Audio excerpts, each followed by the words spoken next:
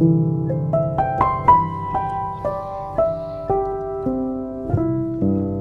actuellement, j'ai eu le sommeil le plus réparateur que j'ai eu, je pense, depuis 1 mois et demi, sans exagérer. Let me set the scene, guys. Nous sommes aujourd'hui le 30 décembre 2024 et j'ai passé la semaine dernière chez mes parents. Quand je suis partie chez mes parents, j'avais nettoyé mon appartement de fond en comble pour que quand je revienne, il soit propre. Donc là, hier, je rentre. Mon appartement était parfaitement propre. J'ai fait mes lessives, j'ai unpack. Je me suis douchée, je me suis lavé les cheveux et j'ai commandé à manger une soupe de dumplings. It was so good. Je suis allée dormir dans des nouveaux draps parce que oui, j'avais changé mes draps avant de partir chez mes parents. Et je me suis réveillée là à 11h sans alarme. Et mes chats n'ont pas été bruyants pendant cette nuit. En fait, quel genre d'idylle c'est? Imaginez juste, vous rentrez dans des nouveaux draps avec les cheveux propres, premièrement. Vous dormez, en mode pas de rêve troublant, pas trop chaud, juste t'es bien, et tu te réveilles le lendemain sans alarme comme ça. Anyway.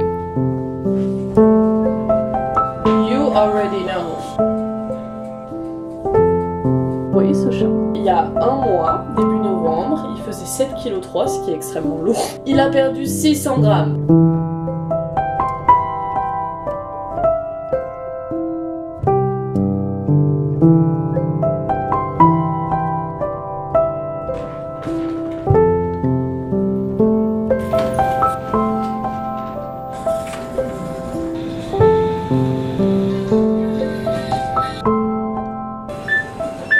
Actuellement, je suis trop contente parce que j'ai trouvé des mangues et hier j'ai vu une recette Reels, parce que maintenant je regarde des Reels, d'un mango sticky rice en mode raw dans une feuille de riz. Et genre vraiment j'y pensais encore ce matin et tout.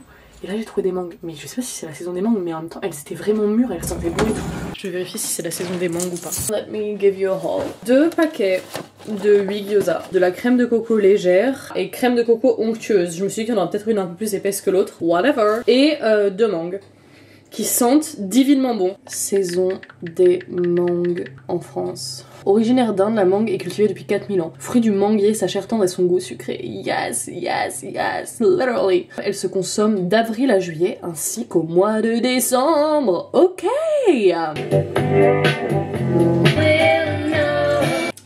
Listen to me, listen up. Moi je vais vous expliquer comment je fais mes gyoza. Quand on vous dit de faire des gyoza, on vous dit vous les faites cuire dans l'huile en premier, après vous rajoutez un peu d'eau.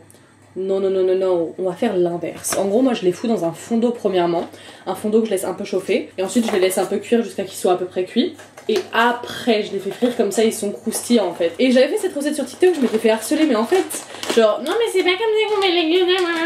Je dis pas que je fais les gyoza de la manière traditionnelle, je dis que je les fais de la manière que j'aime et qui me plaît et qui est succulente et selon moi meilleure que la manière dont on dit de faire les gyoza sur le paquet. Et ensuite, I'm gonna let you in on another secret, qui est la sauce que je fais pour aller avec mes gyoza. Et en fait, I'm fucking obsessed. Je vous dis, je vais changer votre vie si vous suivez ma recette. Donc là, vous voyez, je mets mes gyoza dans un fond d'eau. And we're gonna let them cook. Let's play Fleetwood Mac. À la base, les ingrédients pour ma recette, c'est huile de sésame, quelques gouttes, sauce soja sucrée et salée, mais là j'ai plutôt soja salée, et sriracha. Faut vraiment faire un mix des deux sauces soja. Bon là j'ai que de la sucrée.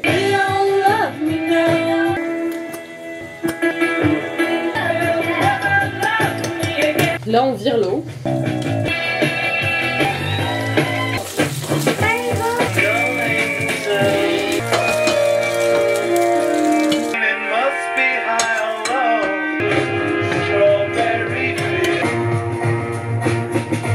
This is about to be so good.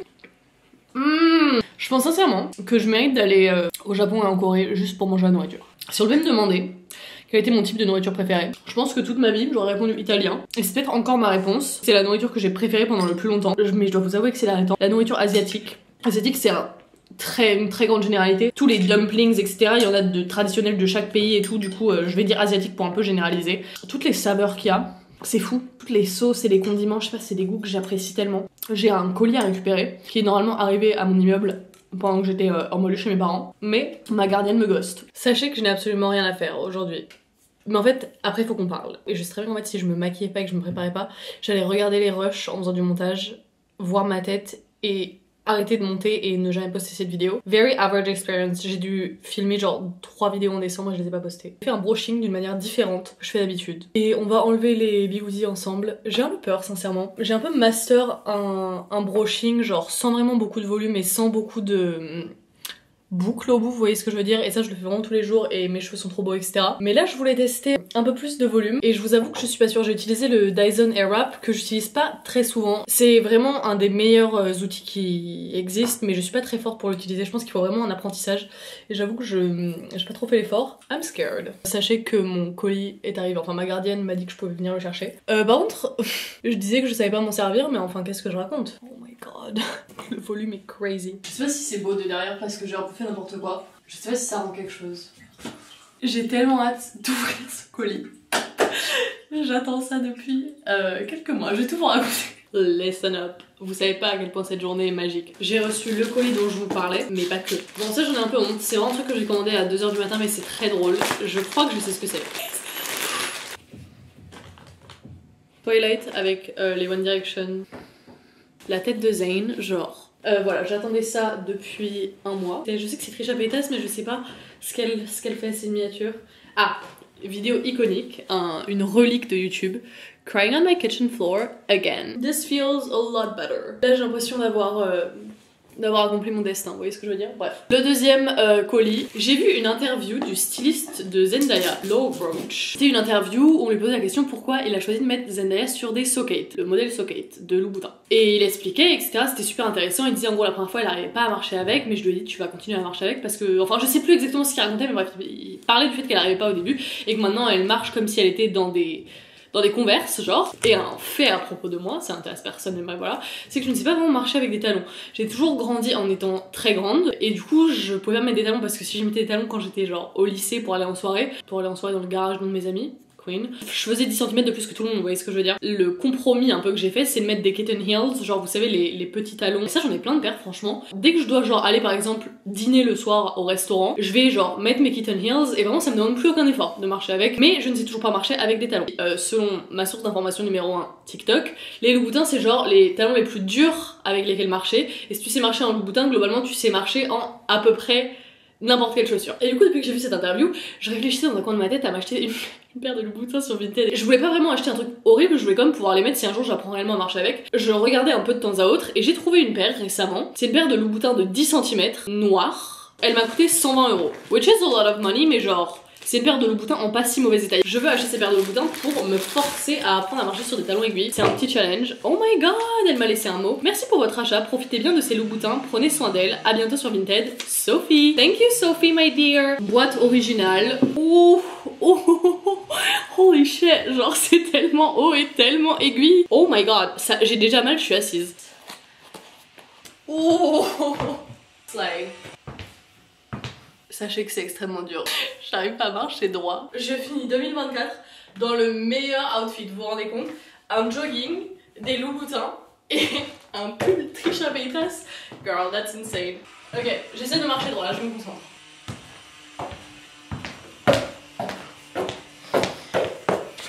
Anyway, on en arrive au moment de la vidéo où je vais juste parler pendant un certain temps. J'aurais sincèrement pu faire cette vidéo juste en me posant et en parlant. Je voulais un peu faire une sorte de rétrospective sur mon année 2024 et parler de 2025, l'année prochaine, de là où j'en suis dans ma vie actuellement. En fait, j'ai vraiment l'impression que YouTube c'est une sorte de thérapie, vous voyez. YouTube c'est un truc que j'aime vraiment, j'adore parler avec vous et j'adore les retours qu'il y a sous mes vidéos. Il y a des longs commentaires qui répondent vraiment à ce dont j'ai parlé. C'est pas comme sur TikTok. Par exemple, quand je vais faire un haul, il va y avoir 80% des commentaires qui vont parler du premier ou du deuxième article que j'ai montré dans la vidéo par exemple, parce que les gens regardent pas vraiment jusqu'au bout, alors que sur YouTube j'ai l'impression qu'il y a vraiment des commentaires sur chaque partie de la vidéo, ce que chaque personne a retenu, et j'ai vraiment l'impression de pouvoir interagir avec vous et ça me fait tellement du bien. Et j'ai l'impression que comme pour la thérapie c'est un truc qui me fait beaucoup de bien et qui m'épanouit beaucoup, mais je me mets une pression par rapport à YouTube. Je vous jure, j'ai dû filmer 3 vidéos en décembre que je n'ai pas sorties.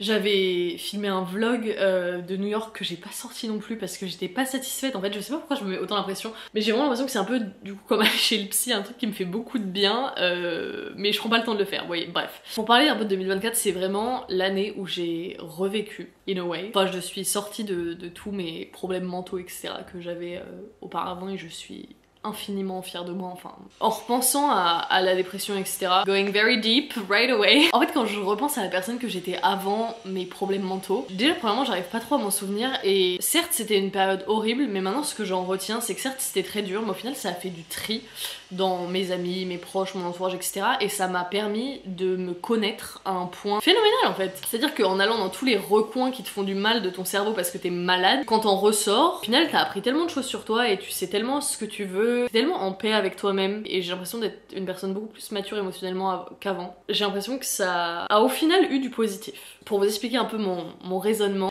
fin 2023, j'allais un peu mieux. J'ai commencé 2023 dans le pire mindset dans lequel je pouvais être, et 2023 était la pire année de ma vie de A à Z, enfin vraiment pas un truc positif à retenir de cette année, et j'en ai très peu de souvenirs d'ailleurs, enfin c'était vraiment horrible, tout simplement. Mais à partir de, je sais pas, octobre, c'est pas que je commençais à aller mieux mentalement, c'est que les journées commençaient à être un peu moins dures et que j'avais de moins en moins de pensées genre suicidaires, etc. La vie était un peu plus paisible et un peu moins dure à vivre chaque jour. Et fin 2023, je me suis posée et je me suis dit, tu vas un peu mieux mentalement et t'es prête à reprendre ta vie en main. Vraiment le terme reprendre sa vie en main, parce que j'avais une hygiène de vie absolument horrible et des séquelles laissées par les maladies mentales absolument affreuses. Du coup, mon objectif pour 2024, c'était vraiment de recommencer à vivre. Et j'ai réussi à le faire, et du coup, je suis trop fière. Enfin, quand je regarde à mon quotidien actuellement, comparé à mon quotidien il y a un an, je suis tellement contente. J'ai une vie stable, un travail stable, I guess, un entourage stable. Mais du coup, pour vous parler de là où j'en suis actuellement, c'est un peu le néant. Mettons, il y a une échelle ici. Là, il y a 0, là, il y a 10 sur 10, et là, il y a genre moins 100. L'année dernière, j'étais à moins 100. Maintenant, je suis genre à 2, et là, je vais arriver à 10, vous voyez ce que je veux dire? Au max level de moi heureuse. Là, j'ai juste plein d'objectifs qui peuvent me permettre d'être mieux, mais ça me fait peur parce que c'est des trucs qui sont pas réellement nécessaires, c'est juste pour aller encore mieux, vous voyez ce que je veux dire? Mais un truc que j'ai réalisé ces derniers mois et qui me bouffe au quotidien, sincèrement, c'est mon addiction à mon téléphone et aux réseaux sociaux.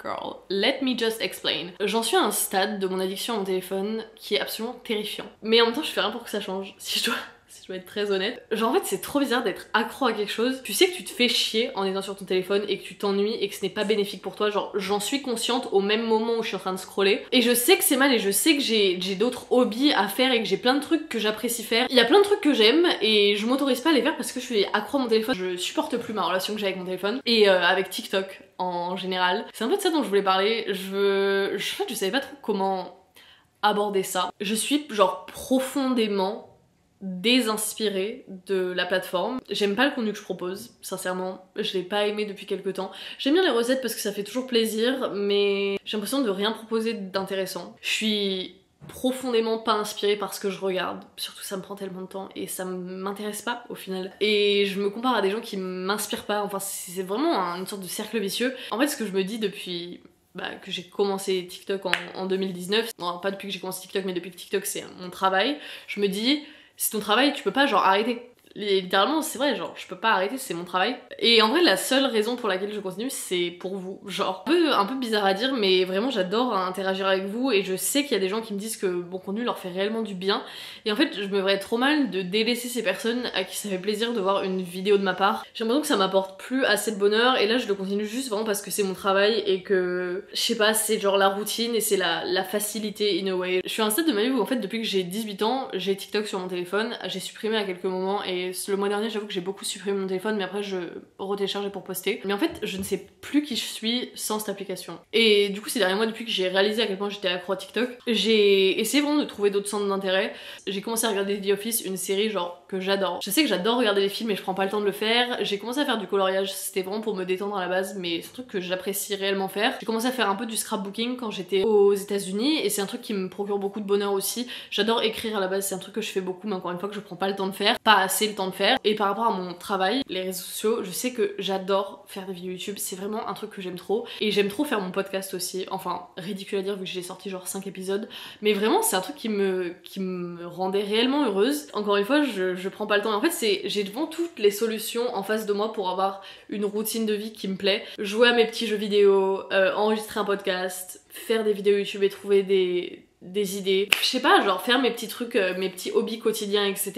Puis regarder The Office avant de dormir, genre, je m'autorise pas à le faire parce que genre, je suis accro à mon téléphone et c'est ridicule. Mais en plus j'ai l'impression que c'est un peu une sorte de passage crucial dans la vie de chaque créateur de contenu, vous savez, où genre il va faire une mauvaise décision et du coup les gens vont arrêter de le suivre. Bon, ma première mauvaise décision ça a été de tomber en dépression et d'arrêter de poster du bon contenu pendant un certain temps vu que j'avais envie de mourir. Mais en fait si on parle de statistiques YouTube ça peut pas être mon taf parce que genre c'est genre je suis sur TikTok à la base et genre sur YouTube j'ai pas du tout le même nombre d'abonnés, le même nombre de vues et du coup je peux pas genre être là en mode hey guys allez voir mes agents demain, être là en mode bon je suis youtubeuse j'arrête TikTok. Et comme je l'ai dit avec beaucoup d'influenceurs il y a toujours eu une sorte de décision qu'ils ont prise qui leur faisait du bien à eux et tu pouvais voir qu'ils étaient beaucoup plus épanouis mais en même temps les gens ça a arrêté de les intéresser et j'ai pas envie de faire cette erreur et j'ai l'impression que moi qui laisse tomber TikTok pour me concentrer sur YouTube c'est exactement cette erreur. En fait vraiment là si je pouvais avoir une carrière par rapport aux réseaux sociaux, vous savez genre c'est surtout aux États-Unis qu'il y a des youtubeuses comme ça, elles vont poster sur YouTube je sais pas 2 fois par mois, elles ont genre souvent un podcast sur lequel elles postent genre 1 fois par semaine machin et après juste elles postent leurs photos sur Insta, elles ont genre tout le temps d'être créatives et d'être swag et de poster des belles photos et genre ça plaît et c'est ce qu'on leur demande et on leur demande les updates de leur vie toutes les 2 semaines. C'est tellement mon rêve et je suis tellement plus épanouie dans le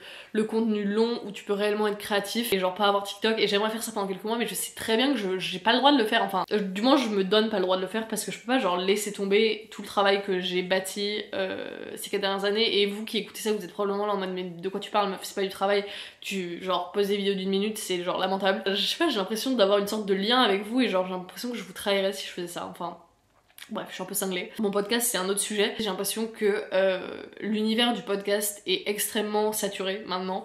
Quand j'ai commencé mon podcast, je dirais que ça allait encore, mais maintenant tout le monde et leur mère ont un podcast, genre. Et aussi, j'ai l'impression que le podcast c'est devenu un contenu vidéo aussi, c'est plus qu'un contenu audio, enfin tous les gens qui ont des podcasts en France que je suis ont pour la majorité une sorte de petit studio et un contenu vidéo. Ils postent aussi leurs podcasts sur leur chaîne YouTube et moi c'est un truc que j'ai absolument pas envie de faire en fait. J'ai pas de studio de podcast, j'ai pas la place d'avoir un studio de podcast chez moi et genre quand j'enregistre mes podcasts je suis dans mon lit. Et du coup en fait vu que je propose pas de contenu vidéo, je sais pas j'ai l'impression que c'est tellement ennuyeux comparé aux autres et que c'est tellement saturé que j'apporte vraiment rien de nouveau. Je sais très bien que la majorité des gens vont être là en mode mais Esther fais ce que tu veux et qui te rend heureuse etc. Mais je laisserai quand même tomber des centaines de milliers de personnes qui ne verront pas cette vidéo. Personnellement créer du contenu c'est vraiment un truc qui me passionne depuis que je suis ado genre et j'ai la chance que ce soit mon métier. Il y a 2 trucs que je me suis toujours répété par rapport à mon contenu. J'essaie de agir comme si j'étais une personne qui regardait mon contenu. Et genre je me pose la question si j'étais consommateur du contenu d'Esther Luxet, qu'est-ce que je voudrais voir? Et actuellement, je sais que ce que je produis sur TikTok, c'est pas ce que les gens veulent voir. Enfin, du moins, j'ai l'impression. Et le deuxième truc que je me suis toujours dit, c'est genre, à un moment, s'il y a un truc qui t'épanouit plus, arrête. Mais maintenant que je suis dans le cas où je suis pas très épanouie, j'arrive pas à arrêter. Je dirais que là, ma résolution numéro 1, c'est genre retrouver ma personnalité, être moins accro à mon téléphone, de faire plus de vidéos YouTube et plus de podcasts.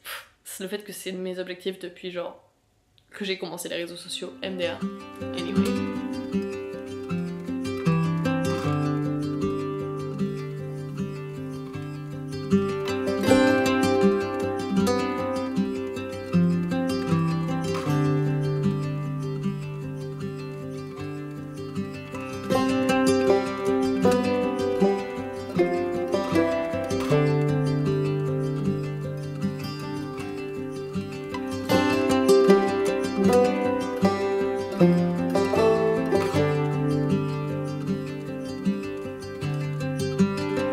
Hey guys, good morning. J'avoue que j'ai pas trop conclu la journée d'hier, mais ma soeur m'a appelé en FaceTime vers, vous voulez que je vous dise, 22h30. On a joué à Genshin Impact jusqu'à 3h40 du matin. Depuis que j'ai fait mon matcha ce matin, je me suis posée sur mon canapé et j'ai eu l'idée de faire des stories en mode de mettre plein de photos de chaque mois qui se ressemblent un peu et qui sont un petit peu un thème du mois et après genre faire 12 stories comme ça. Et j'y ai passé genre 2 heures parce que mettre toutes les photos à côté c'était insupportable. Et là je suis en train de faire mon video recap de 2024, hashtag influencer, hashtag working so hard, hashtag I had such a great year. Non, là globalement on est le 31 décembre, je mange un burrito, la vie est belle. Je vais faire du montage pendant quelques heures. Just one more tear to cry, one teardrop from my eye. You better save it for the middle of the night when things are black and white. And to troubadour, remember 24. And when I'm back in Chicago, I feel it. Another version of me. I was in. I wave goodbye to the end of beginning. Bonne année tout le monde. Il est minuit, j'ai mangé 12 raisins, ça m'a pris beaucoup plus que 12 secondes. On verra ce que 2025 a à m'apporter. J'espère faire plein de vidéos et j'espère beaucoup parler avec vous. Continuer d'être épanouie dans ce que je fais, dans ma vie, dans mes relations. Merci de m'avoir suivi encore une année. J'espère que ça durera encore longtemps. Je vais aller passer du temps avec mes chats, regarder The Office, pardon pour les feux d'artifice. Je vais me reposer et voilà. Je vous souhaite à tous une très joyeuse année 2025 et à très bientôt.